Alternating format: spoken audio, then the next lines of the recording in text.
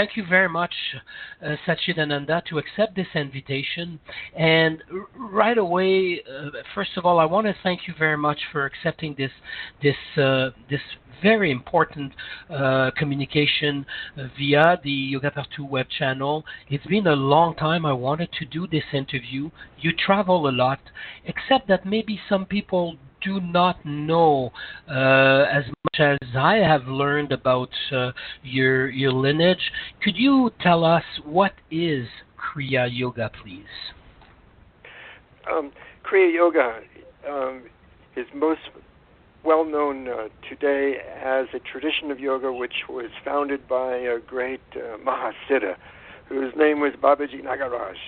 About 160 years ago, he taught a teacher named Lahiri Mahasaya in India some techniques which he referred to as Kriya Yoga, and this guru in turn taught several other people, including one of the first great yogis to come to America in 1920, almost 100 years ago, whose name was Paramahansa Yogananda. And Yogananda wrote a very famous book known as The Autobiography of a Yogi. So this is how most people have come to learn about Kriya Yoga, at least through the organization which Yogananda founded in California in 1925. My own teacher was a direct disciple of Babaji since 1946, and I lived with him. His name was Yogi Ramaya. He was a South Indian yogi, and I lived with him from 1969 until 1989, almost 20 years. And so we teach a five-fold path of Kriya Yoga, which includes postures for the physical body, what's called Kriya Kundalini Pranayama, a powerful breathing technique to awaken one's potential power and consciousness for the vital body. Dhyana, which is referred to as the scientific art of mastering the mind, or meditation, and in a series of various techniques and several levels to the mind. And mantra yoga, the use of sound vehicles of consciousness, which are repeated silently, and finally bhakti yoga, the cultivation of aspiration for the Lord, for union.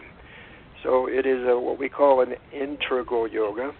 It is a fusion of two great currents of yoga, that of classical yoga, what we call Coca-Cola yoga, founded by Patanjali 2,000 years ago, which emphasizes practice of meditation, dispassion, detachment, concentration, and what's referred to as Kundalini Yoga, the awakening of this potential power and consciousness through breathing and through visualization in the chakras, which is nowhere referred to in the Yoga Sutras of Patanjali.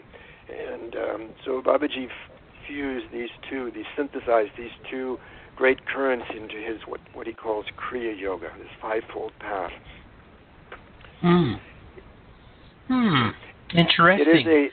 It is a Tantric tradition. Tantra refers to that great body of works in India, Tibet, and China, which rather than seek to escape from the world, to go to another world or a heaven, or to cease to be subject to a cycle of reincarnation, Tantra literally means the web, or in Francais, le toile, between the material and the spiritual dimensions of life. And it seeks to transform our human nature rather than to escape it.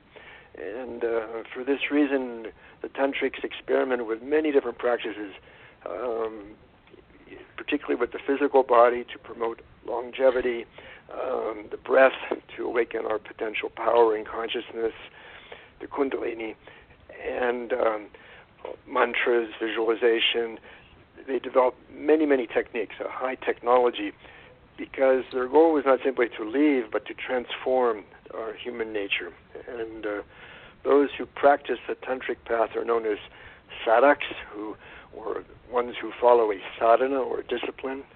And those who become adept at this are known as Siddhas, or ones who have perfected, to some extent, their human nature. And Babaji is part of this tradition, and his Kriya Yoga is part of what's called Siddhanta, the teachings of the Siddhas, which is it's a pan-Indian tradition, apart from the predominant tradition of Vedanta, which is the monistic philosophical school, and the Bhakti traditions, which emphasize devotion to a personal God. Thank you.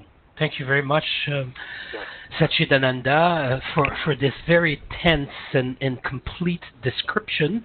There is a lot to talk about. However, before we get into the next question about the Siddhis, about these power that some yogis do acquire through the techniques that are taught via Kriyas and via the Babaji Kriya Yoga techniques, I will remind and invite people who would like to know more about our guest and also about the lineage we're talking about to visit their site, Babaji's kriyayoga.net. You've traveled and initiated many people around the world. Tell us a little bit about the path of how we become adept of the Babaji Kriya Yoga techniques. Well, the Kriya Yoga is given in a series of what's called initiations, and initiations are like a seminar, but involves a transmission of energy and consciousness from the teacher to the student, and it also involves experiencing for the first time the potential of the techniques which are given. So the techniques in the Kriya Yoga tradition are never published or never written down. They're only transmitted in person from teacher to student. So in this way, the techniques maintain their integrity. They're not modified, and this is how traditionally yoga has been taught for thousands of years. It's only in recent times in the sort of New Age culture where everything is written down, everything's published, everything's on the website, on the internet, but nobody practices. So thank you very much. It's quite so true, yes. When you are not allowed to write down or publish what you have learned, the only way you can remember it is by actually practicing it. So this is the beauty of what we call the esoteric traditions, which emphasize this sort of confidentiality, and it ensures that only those who have practiced it can remember it and can pass it on to others. There you go. There you go. And I understand that those steps, or well, I don't like using the word steps. However, it is a series of initiation. Tell us the relationship between these initiations and the chakras, please. Well, I suppose it's a very loose, maybe a metaphorical relationship. I think everybody who has ever heard of the word yoga today considers it to be something having to do with the physical plane and the physical body. And so our physical needs of security and survival and reproduction, these are associated with the first chakras. And so most of our needs are problematic in that area. So we could say that opening up the first chakras through the practice of Kundalini Yoga, or what's called Hatha Yoga, which is the last area of development of Kundalini Yoga about 800 years ago, focuses on awakening this potential power in the first chakras. And as it rises, as this energy rises up into the higher chakras, one begins to experience the psychological states more and more associated with the heart chakra, for example, love and compassion, the throat chakra, creativity, the eyebrow center chakra associated with intuition, and finally the crown chakra associated with superconsciousness and awareness of the presence of the Lord. So, of course, we live in in a culture today which emphasizes materialism, that is, one's happiness depends upon how much one can consume, how much one possesses, sensuality, hedonism to some extent, and also individualism, competition. So this is how yoga has been adapted to the Western culture to fulfill those needs. And typically the chakras associated with these higher psychological states, they're not something which is addressed in the presentation of yoga in most yoga studios today. They're generally focusing just on taking care of the physical body's needs and its health and relaxation, stress management, this sort of thing. Here you go. And would you say that those who don't know about yoga, to whom is the Kriya Yoga path, the Babaji tradition of Kriya Yoga, is dedicated for? Are there contraindications? Are there people that you will simply refuse even if they want to be initiated? Very few. Typically, these might be people who have inability to sit for the time of a seminar, a weekend seminar, because they have some severe mental disturbances, and in which case we would advise them to work with a professional therapist, psychotherapist, and even people who are in wheelchairs, however, can practice Babaji's Kriya Yoga. We can always adapt some postures to do what's called chair yoga for them, and what we emphasize in our initiations is the training in the breathing and the meditation technique, especially in the first initiation. So we do teach a series of 18 postures, which Babaji has selected, and these are taught in pairs and in stages. So if you reach a stage which is too difficult for you, you can go back to the previous stage. And they are designed to help people remedy particular health problems they may have, to create a firm, calm, stable foundation for the practice of the breathing and the meditation techniques, to open up the inner, you might say, energy pathways that link the chakras. And so everyone is welcome to apply, and almost everyone is accepted, as long as there's also no big conflict between what we are proposing to teach to them, and perhaps they may already be involved and, you might say, much engaged to another practice. We try to or their beliefs. Yeah, it's really not a problem with the beliefs, because we consider yoga to be the practical side of all religions. So your belief system is your own, and what we do is we give you tools to make your beliefs, you might say, based more on experience, so that you can say, I don't believe it, I actually experienced it. So it would have to do more if a person was, say, already committed to another spiritual path, and they started feeling some conflict between what we were going to ask them to do, maybe some sense of loyalty to another teacher. We would say it's better to stay with that teacher until you feel you've learned all that you can from that person. Are there prerequisites? Well, the prerequisites are basically to have a thirst to, might say, overcome the limitations of the egoistic life. This generally occurs when someone has realized that there is some suffering, existential suffering. One begins to doubt, one begins to seek answers. So what we are really, might say, the only prerequisite is that that you not be simply coming out of mere curiosity as a dilettante.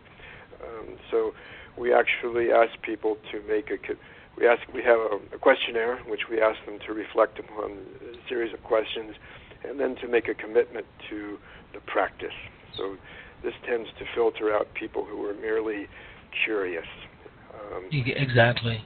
Okay. Okay. There's a tendency for people to just collect techniques today in the West without really understanding why or what they're looking for. It's sort of like if you were in Paris and you were given a series of automobiles that you could cruise around Paris in, but no one ever bothered to give you a roadmap or even to ask you, where do you want to go? This is sort of how the field of yoga has become today in the West. People collect techniques, but they know very, very little about fundamental questions. They've not even tried to answer the question, who am I? Why am I suffering? Why is there suffering in the world? Is there a God? Do I have a soul? So these are the kinds of questions that we encourage people to begin to reflect upon in our introductory lecture, for example. Okay, so it touches many practices, and at the moment I'm looking at the Yoga Partout page, yogapartout.com/Babaji, the page that we've dedicated for you, and we see the ashram, some of the pictures that you've provided us, beautiful area by a lake. You provide and you've maintained and you've almost constructed by yourself this beautiful ashram in Quebec, and now you're in India as well. I'm missing some information here. How does it work for us to be able to go and take some time at the ashram, whether it's in Quebec in Canada or elsewhere around the world? Tell us also about the project, more than a project, the ashram that you have helped constructing in India. There's a lot of questions here. I'm a thirsty person, Satchidananda. So just go ahead. I'm listening to you because I'm so intrigued and I'm so glad to have you as a guest today. So first of all, the Quebec ashram. How did it start, and what can people expect out of a weekend, a week, a month long at your location? Okay. To answer the several questions you've mentioned, let me start a little bit at the beginning. For myself, my experience with yoga began in 1963 when I was 15 years old at a YMCA during what was called the Human Encounters group with about 30 of my classmates in high school in Los Angeles. We sat for 2 days discussing a whole range of topics. And after 2 days, there was a great silence. We had sort of completely emptied ourselves. And at that moment, I had my first experience of samadhi, or cognitive absorption, self-realization, where I realized there was only one being in the room speaking, who had been speaking through all of us. So this experience was more real than anything I had ever experienced before. It was like experiencing the ground of reality, the ground of being, what we refer to as Satchidananda, absolute being, absolute consciousness, absolute bliss. So that was the beginning of my spiritual journey.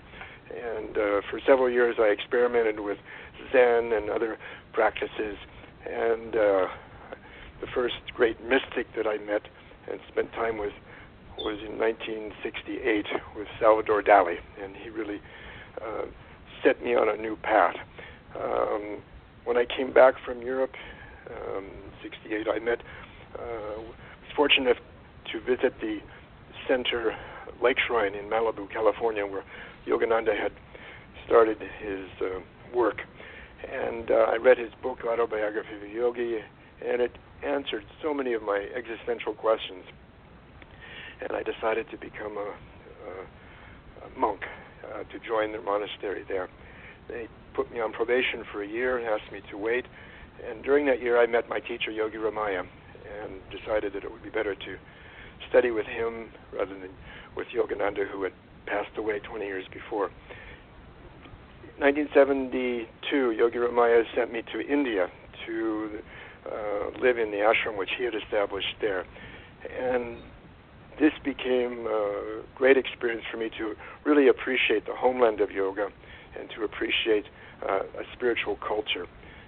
So many years later, when I founded the ashram in Quebec, 1992, I took as my model the Indian ashram, which is basically, it's not a school, it's not a hotel, it's a residence of a yogi. And we teach that if you practice yoga as the center of your life intensely, whatever your residence, whether it's an apartment or a condo or a house, automatically you're living in an ashram. So an ashram is a residence of a yogi. So be a yogi and you'll be living in an ashram. But we do welcome anyone who wants to visit our ashram in Eastern Townships, just an hour, 100 kilometers from the Champlain Bridge, to come to have a personal retreat, and it's open year-round.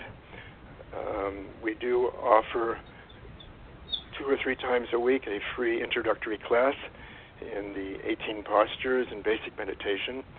It's on Tuesday mornings and Saturday mornings, for example, at 9 to 10:30.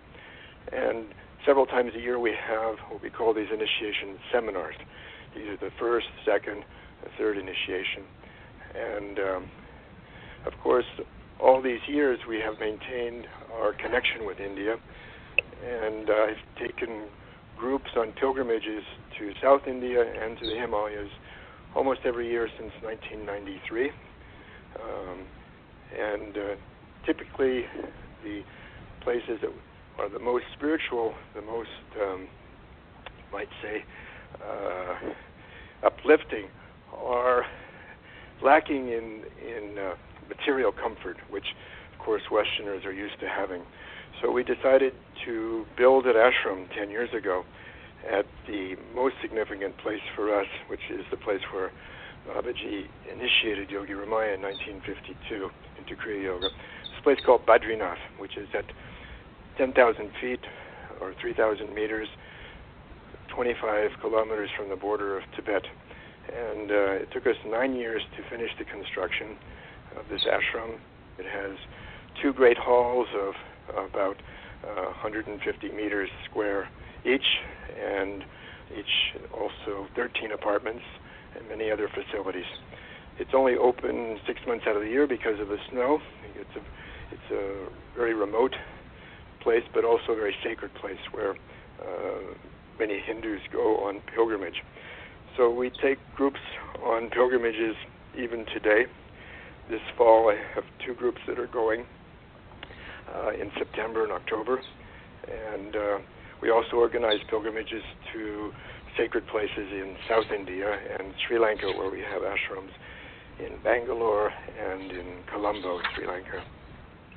So the purpose of the pilgrimage, unlike a tourist trip, is not to experience new things out there, but to find one's true self within.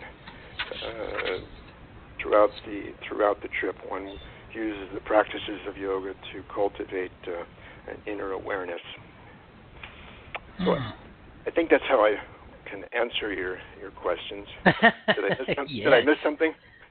No, you did not, because I was just about to say that the Kriya Yoga techniques that you're teaching and the beautiful work you do to perpetuate this tradition, in a sense, what I'm feeling, what I'm sensing, my intuition tells me that this is not for those who are shopping for a spiritual experience.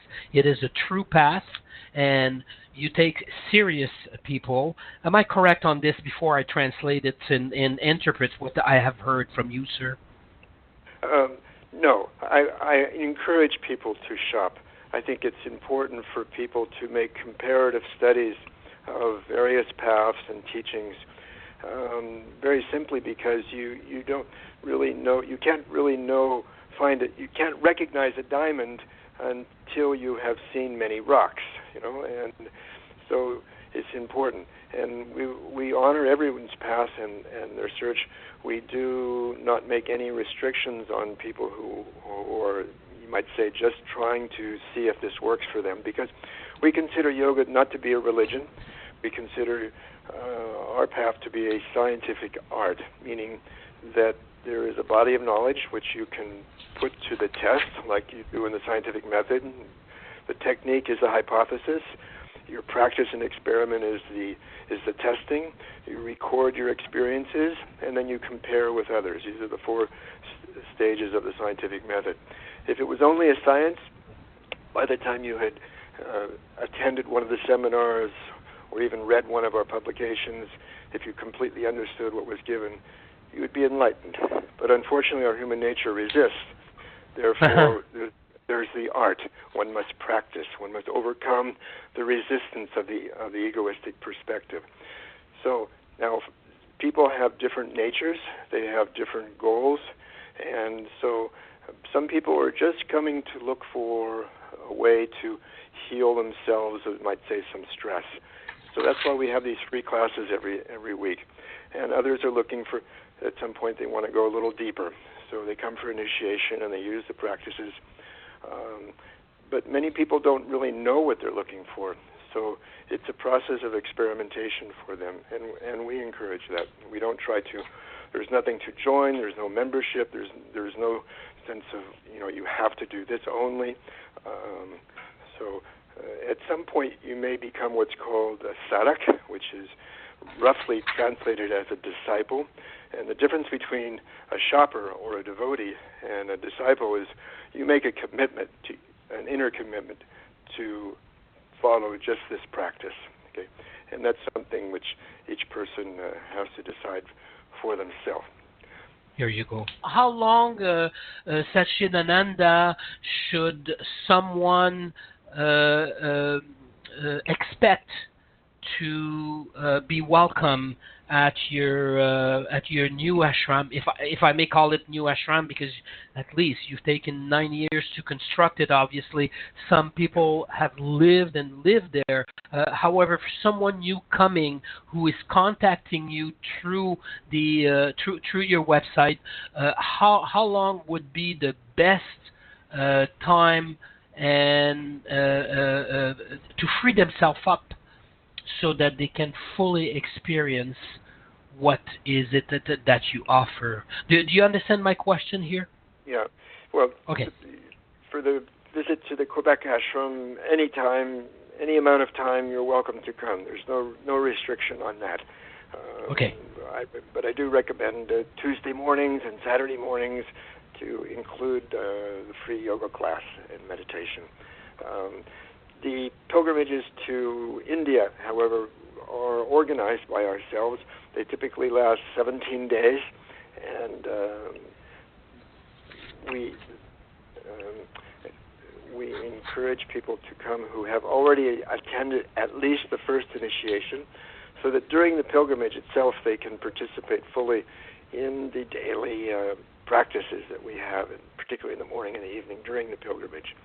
So here again, it's not just for tourists, people who are using the pilgrimage as an opportunity to practice Kriya Yoga during that. So the ashram in Badrinath, which is the one at 3,000 meters, is open to initiates of Kriya Yoga. Okay, so first we get initiated. We get a taste of this powerful energy experience of Kundalini and all the steps, all the initiation processes before we can think of visiting the ashram in India. And yes, go ahead. The initiation is basically a weekend where about 15 hours of training in the fivefold path of Babaji's Kriya Yoga: postures, pranayama, meditation, mantras, bhakti yoga. So then you go home and practice this on your own. And if you like, you can come for some regular meetings that we have to discuss your experiences. And then at some point, you may have the aspiration to join the pilgrimage, which we organize to Badrinath or even to South India. So that's how we organize it. Tell us about the experiences that you have observed disciples to live, to go through. Would you say that some people are more inclined? Have you observed and helped some disciples to instantly live an enlightenment experience? If we consider what is enlightenment, this is something which can be glimpsed without much difficulty. We have to understand what we mean by spiritual, perhaps. If I ask you who you are, for example, you'll typically refer to your name, and if we have more time, the work that you do, important relationships, and even more time, perhaps things you like, things you don't like. But if then I meet you a year later, you might have changed your name, you might have changed the things you're interested in, your relationships may have changed. So in this interval, what hasn't changed? What part of you has never changed from one year to the next? And this is what we refer to in yoga as the Anandamaya Kosha, or the spiritual body. So the process of, you might say that becoming enlightened, begins with the recognition of our true self, which is that part of us which never changes, which we might refer to as the seer as opposed to the seen. We might refer to it as the subject as opposed to all the objects of our experience, whether they be objects through the five senses or thoughts or emotions. We might refer to it as the witness, le témoin, the observer, consciousness. Okay? And consciousness, of course, is one of the great mysteries of life because you cannot measure it. It's outside of time and space. It exists everywhere. It exists at all times and all places. So the experience or glimpse of that can occur in deep states of meditation, typically when the mind experiences silence. Okay? In the silence, we experience the spiritual dimension. This is what distinguishes religious traditions from spiritual traditions. Spiritual traditions emphasize silence. Religious traditions emphasize all the forms, whether they be scriptures or texts or architecture or personalities. Now, enlightenment is a permanent state of self-realization where one's perspective has shifted permanently at all times from the perspective of I'm the body, I'm the mind, I'm all my emotions, I'm all my stories, to the perspective of the witness or pure consciousness. So this occurs typically in 4 stages. The first stage, one is cultivating what's called calmness or sattva, equilibrium. And then almost everything we do in yoga, whether it's postures, breathing, meditation, has as its purpose to develop calmness. Calmness becomes the doorway through which one can begin to perceive that inner self, to enter samadhi, as Patanjali refers to it. And postures, for example, can relax the physical body. Breathing can calm the vital body of emotions. Meditation can quiet the mind, for example. And the second stage then becomes one where one begins to be the witness and to witness everything that's happening in daily life. One begins to integrate this awareness in routine activities, in work, even in sleep. And the third stage comes when one begins to realize that I am not the doer, that I am the observer, that everything is happening. For example, if you say, I flew to Florida for vacation. No, you witnessed your body getting on an airplane and all the thousands of people who had contributed to this airline getting you to Florida. So it's not merely yourself who was involved, right? And finally, you reach a stage where you realize yourself as being absolute being, consciousness, and bliss as the fundamental ground of everything. You realize that you're not merely a wave on the surface of the ocean, different from other waves, but you are actually the ocean itself, that your individuality temporarily manifests in a particular form with different thoughts and experiences, but ultimately merges back into that oneness. And here you go. The realization of that realization of oneness, when it's permanent, is the state of enlightenment. So the challenge is not to have so much the initial experience, but to maintain it. And that's what the process of yoga is about. To the extent that you can purify yourself of the manifestations of egoism, whether it be pride, feeling the need to be special, to have special experiences, anger, fear, desire, all these manifestations of ego, to the extent that you let go of them, to that extent you become more and more identified with what you truly are, which is the witness. Here you go. Thank you very much for this answer, Govindan Marshall. We are with Govindan Marshall of the Babaji Kriya Yoga lineage, Satchidananda. For everyone who wishes more information, please visit babajikriyayoga.net. We dedicated on Yoga Partout a page called Babaji. Satchidananda, let's talk about Siddhis. Let's further this discussion about what you've brilliantly and limpidly describe as a challenge to maintain this state of freeness, of pure consciousness, of samadhi. And correct me if I'm wrong. In the reading of the Yogananda story, l'autobiographie d'un yogi, we read the story of this man who encounters many saints, and some people, some searchers might want to gain spiritual powers called Siddhis. Whereas what I understand of the Kriya Yoga lineage that you are teaching and initiating people with is that you go beyond those Siddhis. And correct me if I'm wrong, it is not a purpose to gain those Siddhi power. They could be a trap for the ego and get stuck in certain aspects of our life. Tell us about how can we go beyond this attraction for Siddhis and really maintain this state of consciousness we call samadhi. Yeah, that's correct what you've said. There's a very simple way, and that is to ask yourself, who wants Siddhis? Who wants to be special? Who wants to have special experiences? Right? And there's a long answer and a short answer.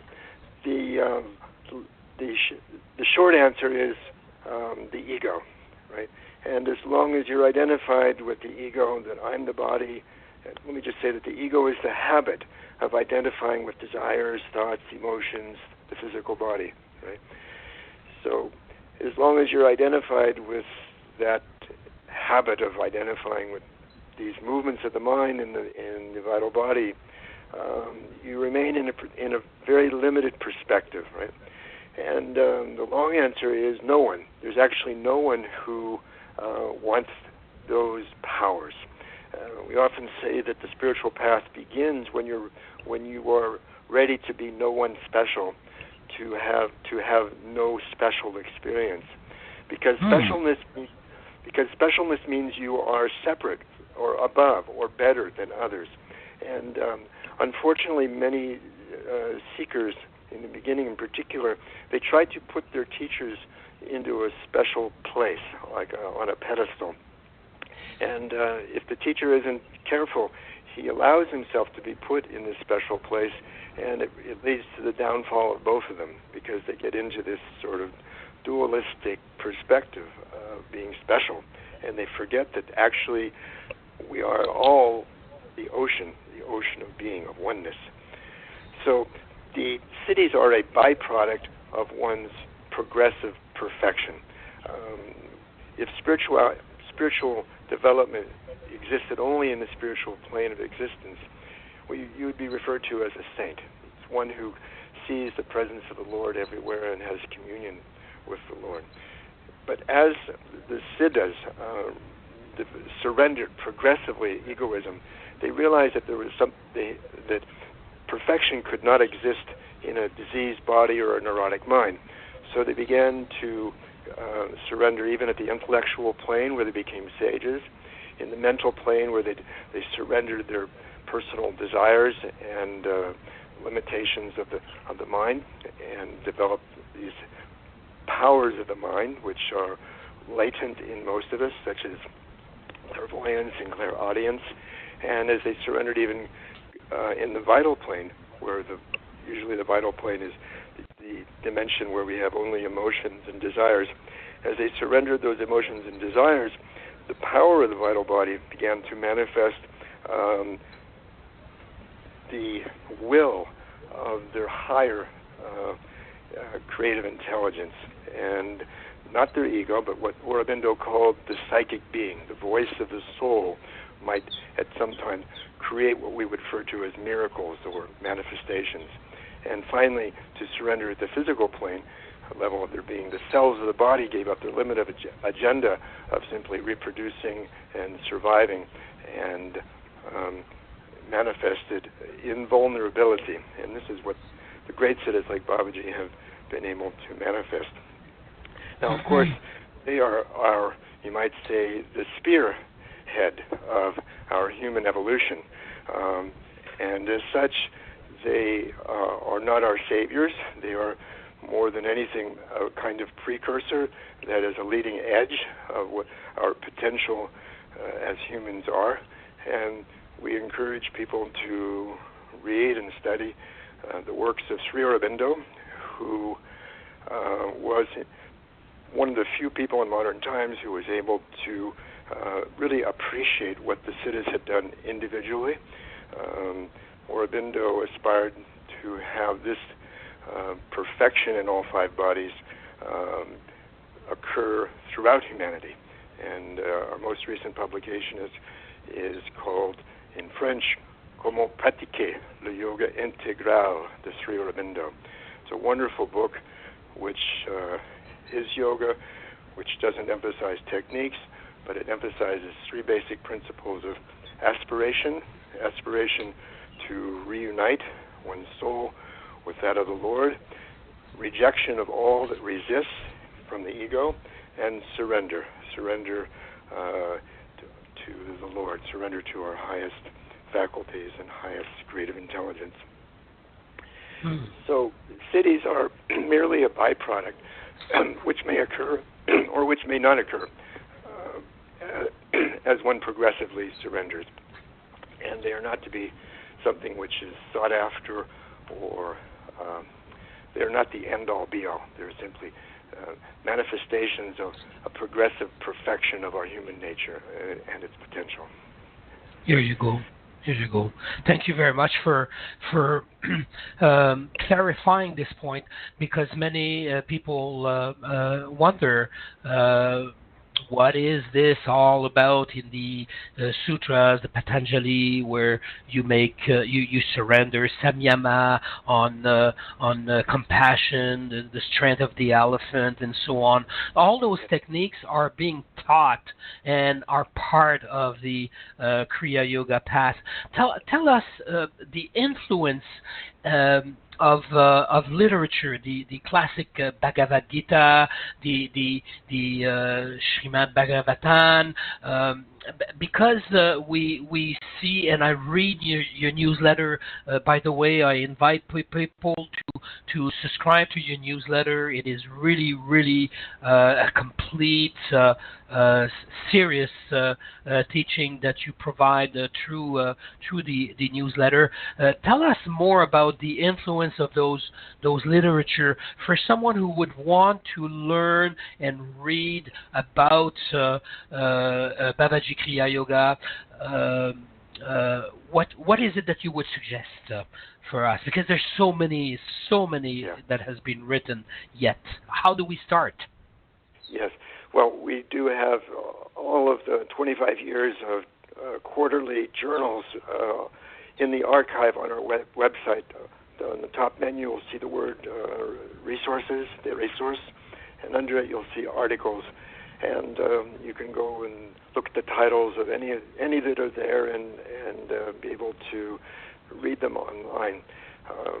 I would say that a person who is filled with doubts, questions, whose mind is creating these kinds of issues, their nature is best served by cultivating what we call jnana yoga, the cultivation of knowledge and wisdom, the seeking of answers to questions. And it can be done through the publications that we've published, which are numerous, as well as the journal. A person who, for example, is suffering physically or has nervous problems, stress problems, we'd encourage them to practice the asanas, the physical yoga. This is according to Krishna's teaching in the Bhagavad Gita. It depends on what's called your nature, your svabhava. A person who, on the other hand, feels drawn to turning within, to seeking silence of the mind, they would practice the Raja Yoga. A person who feels like they want to serve others through their actions, this is Karma Yoga. And a person who is drawn to expressing love for others or love for God or love for God in others, you should practice Bhakti Yoga according to the Bhagavad Gita. The tradition that you mentioned of Bhagavad Gita and Srimad Bhagavatam, these are allied with or expressions of the oldest darshan or philosophical perspective in India known as Samkhya, which Patanjali was also expressing. And it is a dualistic perspective which posits two poles of reality, the subject and the object, the seer and the seen, the soul and nature.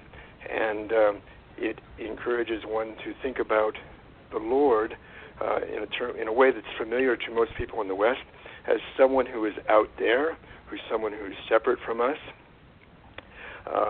and to cultivate devotion in a relationship of bhakti. The tradition of the Siddhis is what's called monistic theism, and it sounds like a contradiction, but it can probably best be expressed through the metaphor of someone who sees a mountain from a distance. It's like a person who is wondering about the existence of God from a distance.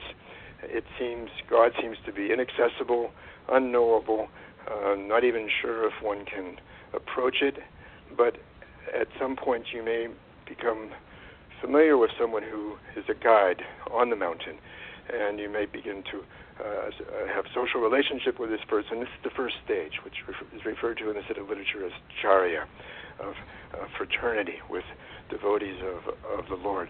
And at some point, that person or their activities bring you to a path which leads up the mountain, and you start to climb the mountain.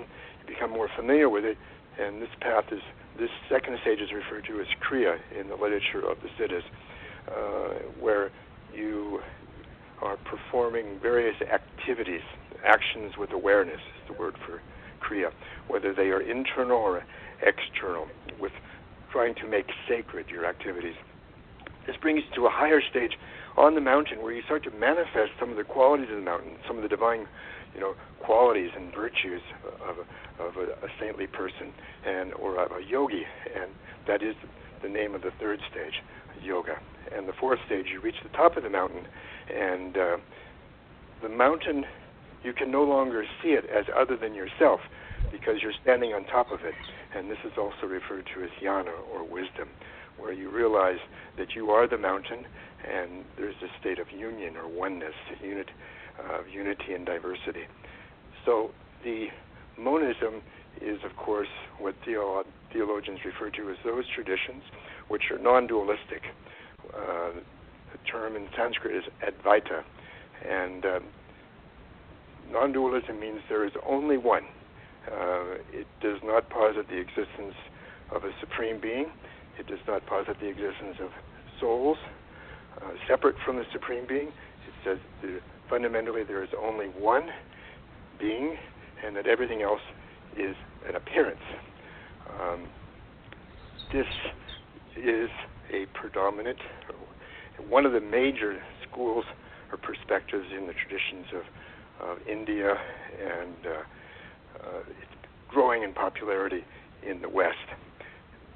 Monistic theism captures this analogy, which is captured by this analogy that I just gave. You begin your relationship with the truth as something which is dualistic. You're separate from the mountain, but when you reach the end of the path, you are identified with it as something which is within you. And so it allows for people to begin in a dualistic relationship with the Supreme Being or the Lord or the truth, and ultimately come to a more impersonal realization.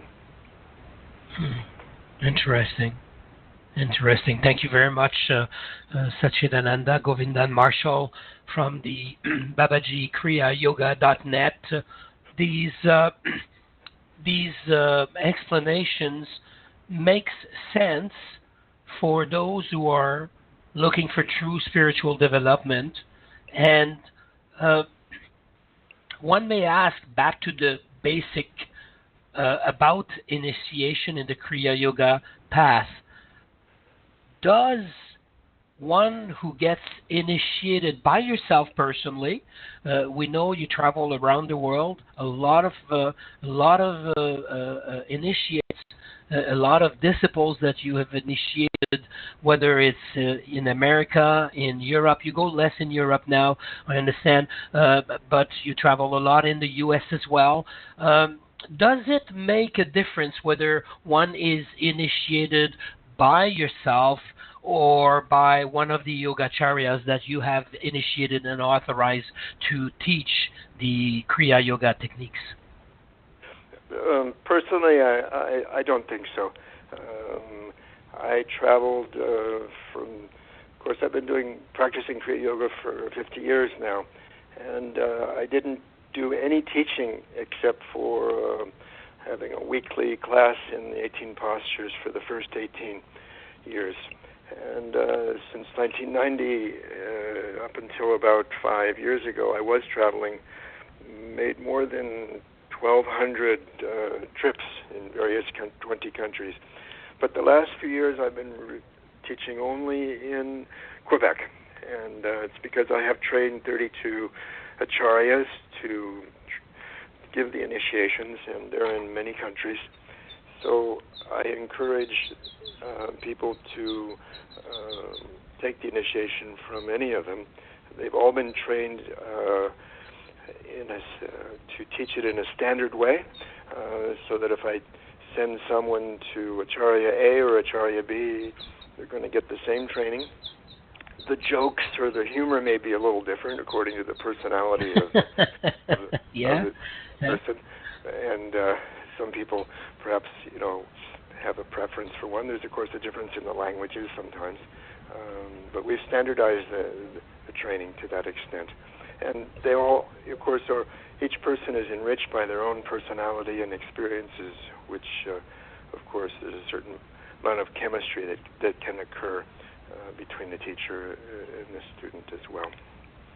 I just wanted to say one more thing about the last conversation. People often think of Patanjali's yoga as merely being dualistic. In the translation of the Yoga Sutras, which I made almost 20 years ago, which published, it's called Kriya Yoga Sutras, of Patanjali and the Siddhas, I pointed out more than 20 ways in which the teachings of Patanjali are very close to the teachings of Tantra, which indicates that Patanjali was not merely a dualist, that he was part of the Siddha tradition. He was part of this monistic theistic tradition. You begin from a place where you feel separate, where you feel alienated, and through the cultivation of Kriya Yoga and Ashtanga Yoga, you reach a perspective where you feel oneness with everything. And this is exemplified in what he describes as, in the first pada or chapter, as samadhi, the cognitive absorption. So you begin as feeling separate in dualism, but you end up in the non-dualist perspective. And I think this is the great advantage of yoga, which we don't find in what we call today the Neo-Advaitin traditions. There are many teachers of Neo-Advaita who say, you don't need to practice yoga, you're already enlightened, right? And theoretically, that's true. At some level, who you truly are already is self-realized, is enlightened. But, of course, even if you can have a glimpse of that for a few moments, you quickly forget about it as the habits of your mind and your tendencies and memories overwhelm your consciousness. So this is where yoga provides so many tools to remind us and to cultivate and create the facility that we can enjoy of continuous awareness of our true identity. Yeah. It's important for you, Satchidananda, Govindan, Marshall, of the Babaji kriyayoga.net, what am I saying? The lineage of Kriya Yoga. It's important for you to understand those differences like Siddhanta, Advaita, Yoga. What is the ultimate goal is to integrate all of that? Well, I think it's to help people to make some choices and to appreciate that they've been thrown into a vast spiritual marketplace. And you might have up in the front door just wanting to buy a bottle of milk, and then you see thousands of other things. And, of course, Yogananda, in some sense, knew human nature pretty well. So what did he do? He talked all about all these special experiences and powers and these personalities, because in our human nature, we would much prefer to hear stories about, interesting people than to hear dry philosophy, right? So he enriched his book. His book became so popular by talking about all these miraculous things. And, of course, that leaves people very unprepared for the actual hard work of overcoming all your human nature and resistance, and also leaves you filled with expectations that if you don't have all the same miraculous experience that Yogananda had within 2 weeks of starting your practice, you may become very disappointed and start looking elsewhere. Okay, so this is the problem of people who are sort of dilettantes, and at some point you begin to realize that it's really up to you. You have to sit down and do the sadhana and discipline yourself. We have a saying that we're all dreaming with our eyes open. That's why we suffer. And the Siddhis would say, that's good. As a diagnostic of our human condition, but as a prescription, they would say the amount of happiness in life is proportional to your discipline. And they're not talking about discipline imposed upon you by someone else, but self-discipline. And they're using the term. Please repeat sadhana. This. It's important, Marshall Govindan. Go ahead. Please expand on this topic, please. Okay. Right. So we're dreaming with our eyes open. Think of the happiest day of your life, right?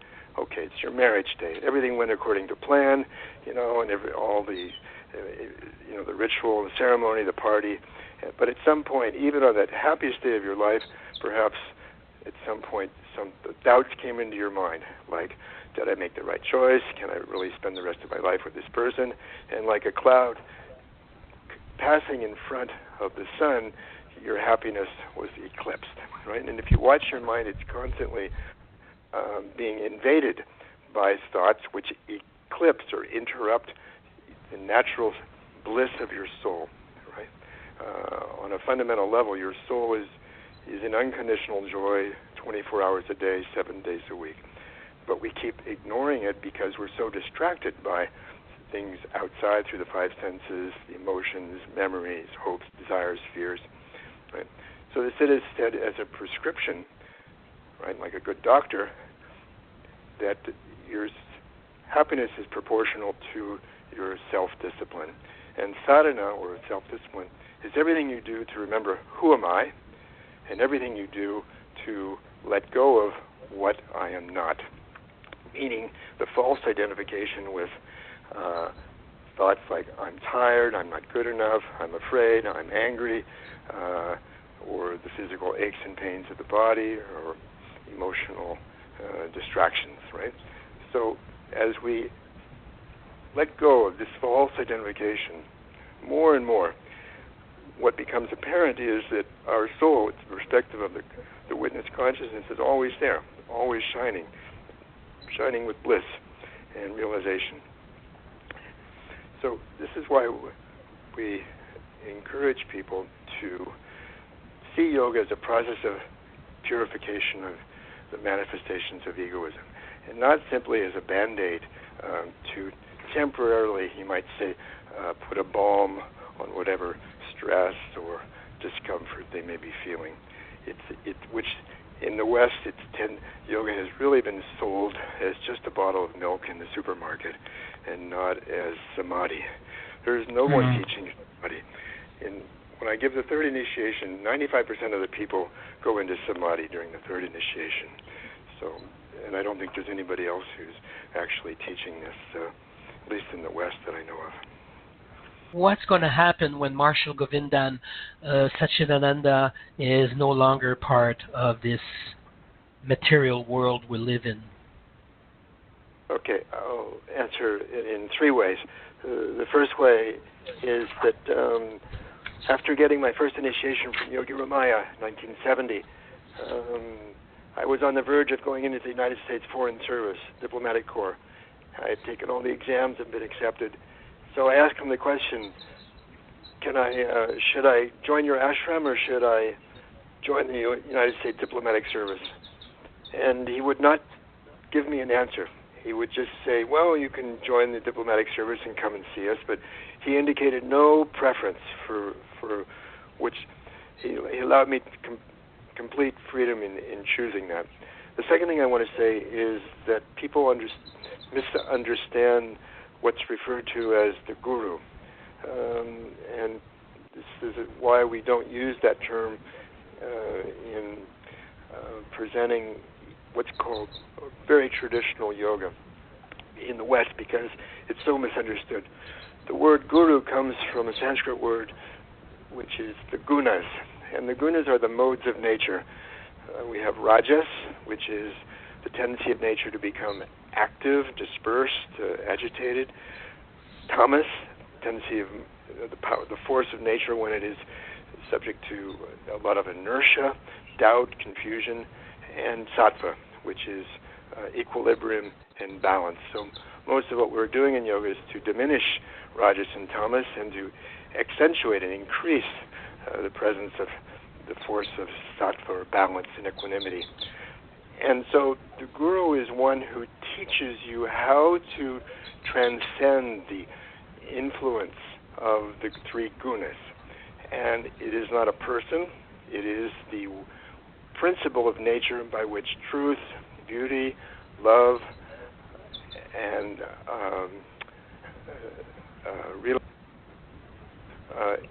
is realized. So people will confuse you might say that the person of when a person is a consistent exponent or expression of the teachings which allows those experiences to occur, we refer to that person as a guru. But it's not the person that's the guru, it's the teachings which come through him. And those teachings may come through a book, they may come through an experience which reveals to you the fundamental background of reality, looking in the eyes of a baby, a sunset, a beautiful experience can reveal these things as well. And so people confuse the person of the guru, which is really just the envelope, the vehicle, with the teachings, the message which is inside. And so to answer your question completely, we could say that these teachings will continue to be expressed and shared by others, and also by the literature, which we have made a great effort to preserve. We didn't mention it, but for the last 60 years we have researched all the literature of the Tamil Yoga Siddhas of South India with the help of scholars. We've translated much of it, and we have published much of it, and we have also written many commentaries so that it could be better understood by people in the West. So that's a permanent legacy, as is the ashram in India Bolton. This has been set up so that it will be a permanent facility of an ashram. Even after I'm gone, there will be a trust, a fiduciary trust will be maintaining it as a resource for people in Quebec. So the generations in the future will benefit not only by the literature, by the ashram, and by the teachers who will come after me. So this is what we have done, and this is what we expect. With God's grace and blessings and Babaji's direction, he is the guru of this tradition. You have put in place a structure that will allow the tradition to continue. It is not an individual ego trip that you've done. You have had help along the way. There's no doubt about this. And at the same time, you have not nominated ahead of time that this is the person who's going to follow and forward the lineage. In closing, Marshall Govindan, the time is flying. I know your time is precious. Time has flown. We can carry on and on and on. You've written so many books and published so much and done so much for humanity as a whole. What is your wish for the future? I'll leave you the last word. The last word is yours in this turmoil period of humanity where we see all these forces, all these problems that we experience, we observe externally. Just a wish. What is your intention? How do you see the future for humankind as a whole? Well, I think, as with most yogis, I see the world as a play of forces, forces of ignorance, forces of fear and doubt, forces of love and compassion and empathy. So I just encourage people in their daily life to lend a hand to the forces of love, truth, wisdom, and to enrich your own life by cultivating these forces personally. As the Siddhas would say, God exists within you as you. He's not distant.